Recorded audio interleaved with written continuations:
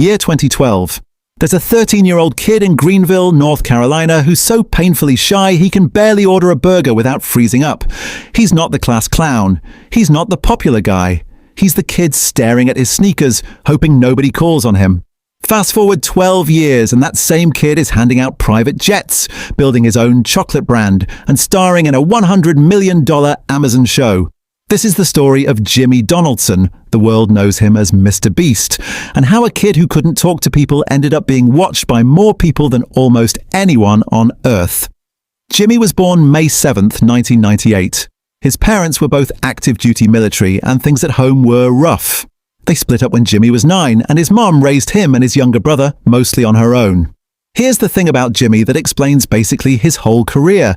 Once he got obsessed with something, he couldn't let it go. At 10, that thing was baseball. He'd wear his cap low, hiding his face even on the field. Dude was a hardcore introvert who happened to love a team sport. But baseball wasn't the only obsession. Alone at home a lot while his mom worked, Jimmy found a website where regular people just posted videos of themselves. YouTube. He started watching Minecraft and Call of Duty gamers, and just like that, baseball had company. He was hooked. Around this time, he met Chris Tyson, another YouTube-obsessed kid, and for the next 2 years, every time they hung out, it was pretty much the only thing they talked about.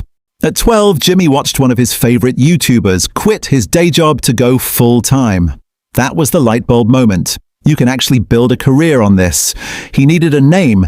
Years earlier, setting up an Xbox account, he'd been randomly assigned the username MrBeast6000. He kept it, eventually dropped the 6,000. And that was that. Jimmy became Mr. Beast.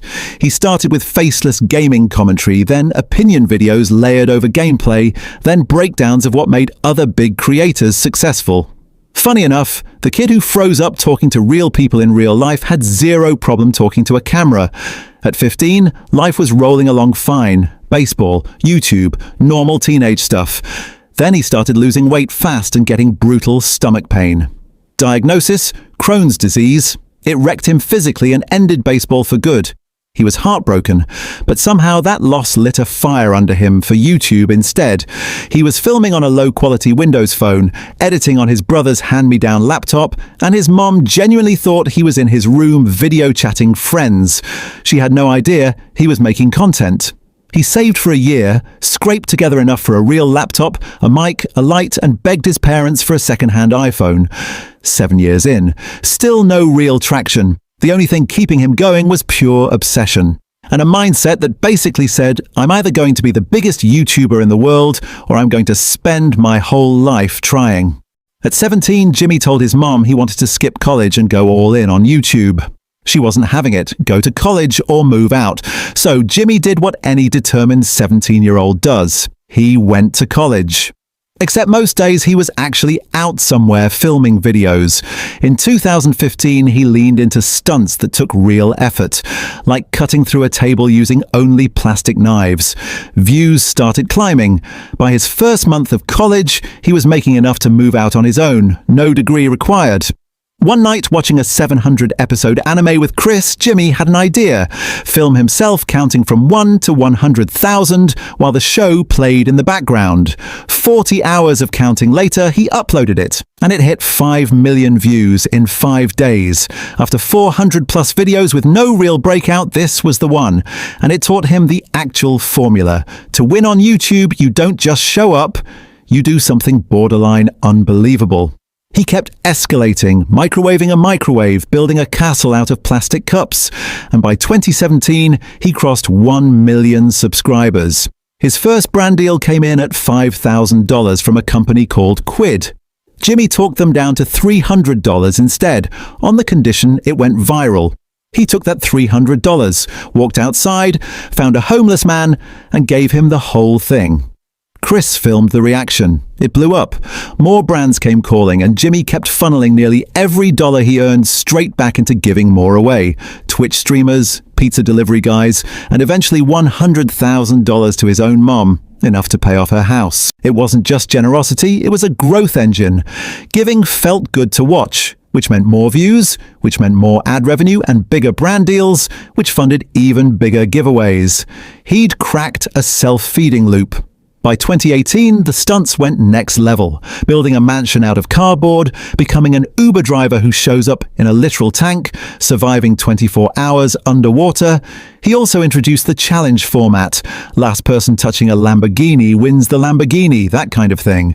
Friends like Chandler, Carl, and Nolan became recurring characters, giving fans people to root for and come back for. He obsessed over thumbnails next, clean, uncluttered images, size contrast to make things look massive, high contrast colors so he'd visually pop against the background. Then he reverse-engineered retention itself. Deliver on the thumbnail's promise in the first 10 seconds, escalate the story fast in the first 3 minutes, drop a surprise twist to rehook anyone drifting, and end the second the payoff lands. No dead air. By 2019, 20 million subscribers. Then came Feastables, his chocolate brand, and View Stats, his creator analytics tool. By 2024, he crossed 300 million subscribers, officially the biggest YouTuber on the planet.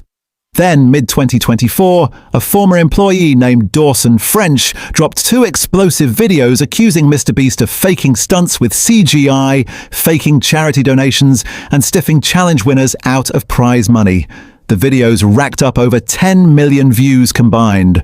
Brands pulled deals. Hashtag boycott MrBeast started trending. It looked like the beginning of the end. Most creators panic in that moment. MrBeast didn't. He stayed quiet at first and let the internet do its own digging. Other channels started fact-checking the claims and found most of them fell apart. The CGI shredder in question, for example, turned out to be completely real. Weeks later, MrBeast sat down for a 2.5-hour podcast and answered every single allegation directly, including pointing out that his charity arm is a registered non-profit with publicly audited financials anyone could check. Donaldson quietly disappeared from the internet. MrBeast came out the other side with his credibility mostly intact. Today, MrBeast is worth over $1 billion, has a $100 million show with Amazon Prime, and is arguably the most influential entertainer of his generation. But the wildest part of the story isn't the money or the subscriber count, it's that all of it started with a kid who couldn't get 2 words out in front of another human being. That's how MrBeast became America's biggest YouTuber.